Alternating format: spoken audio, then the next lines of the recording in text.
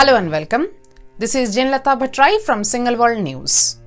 Detailed tales of horrific abuse may be hard not to believe, but not all allegations of sexual abuse are true.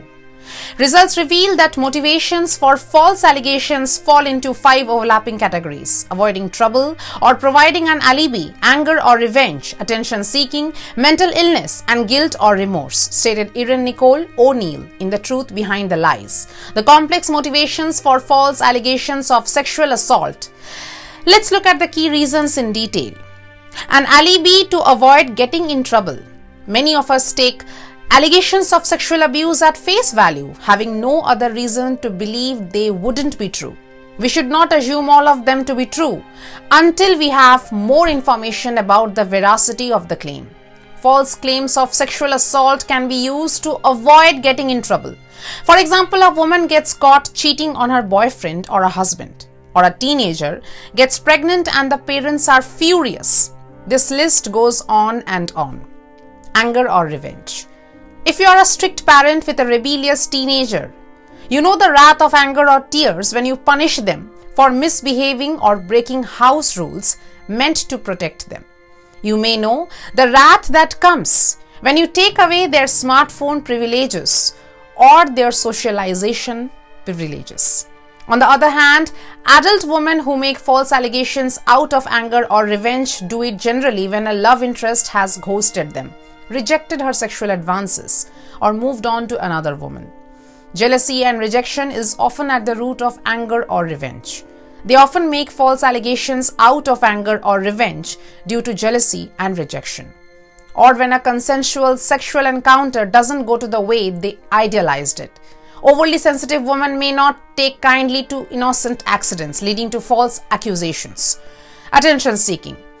This is the most complex motivation behind false allegations of sexual abuse.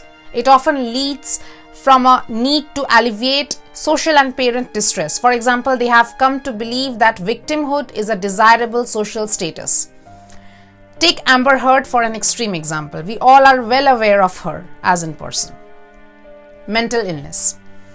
There are real cases where women and girls with mental illness make up delusional stories or are easily manipulated by people with bad intentions into making up stories. False memories. This is a hotly debated topic because a significant amount of people don't believe false memories occur. But Elizabeth Loftus, a well-known and highly credentialed memory researcher, has done many studies proving that false memories can occur and anybody can experience them. Her most famous study, Lost in the Mall, reveals how easy it is to plant false memories.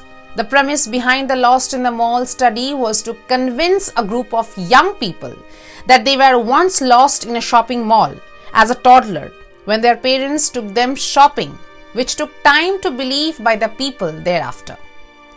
Manufacturing. Memories of childhood abuse. There is a subset of unscrupulous therapists that employ similar memory implanting techniques over several therapy sessions into vulnerable patients, leading them to believe they are victims of things scarier than being lost in a mall, like being victims of childhood sexual abuse. The technique is sometimes referred to as regression therapy. When such memories culminate over time in the comfort of a therapist's office, that therapist may eventually call Child Protect Services or the police as a mandatory reporter.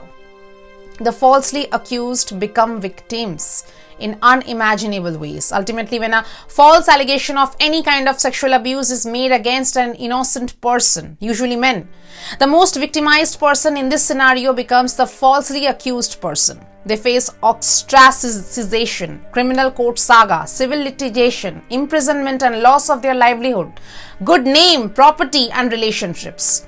Declaring innocence is not enough. Moral of the story: most falsely accused boys and men never discuss what happened to them because it is one of the most demoralizing things to have happened to them. It is known cause of a suicide among boys and men of all ages. They are also susceptible to violence and even murder by a vigilant justice seeker seeking revenge on behalf of the so-called abuse victim. A false accuser may think it is a useful way to teach someone a lesson when they feel they have been betrayed for some other reason.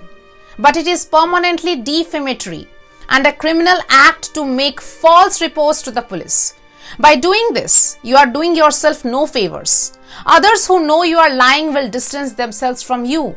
You will eventually suffer consequences you never intended. You may even be criminally charged by the police and go to prison for making such reprehensibly false reports. If you want us to cover more such topics and news, don't forget to like, share and subscribe to our channel Single World News, and also press the bell icon for the latest notifications. Stay connected with us, guys. Keep supporting.